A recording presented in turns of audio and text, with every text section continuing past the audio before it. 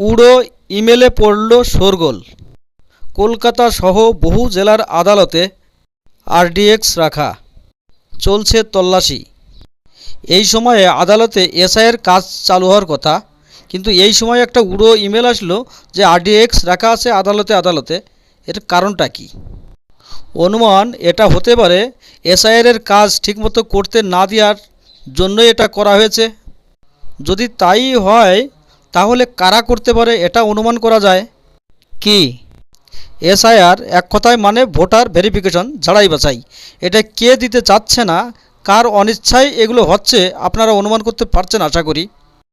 কে বা কারা বলেছিল এই রাজ্যে এসআইআর হতে দেব না, কিন্তু তারপরেও হচ্ছে? তাহলে কারা এটা করতে পারে একটু আইডিয়া করতে পারছেন আপনারা? এখনও পর্যন্ত শোনা যাচ্ছে কিছু পাওয়া যায়নি।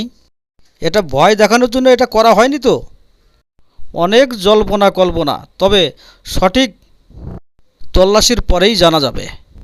তবে এখন এই পর্যন্তই থাক, তল্লাশির পরে বিস্তারিত জানা যাবে কে বা কারা করেছে না ভুয়ো খবর।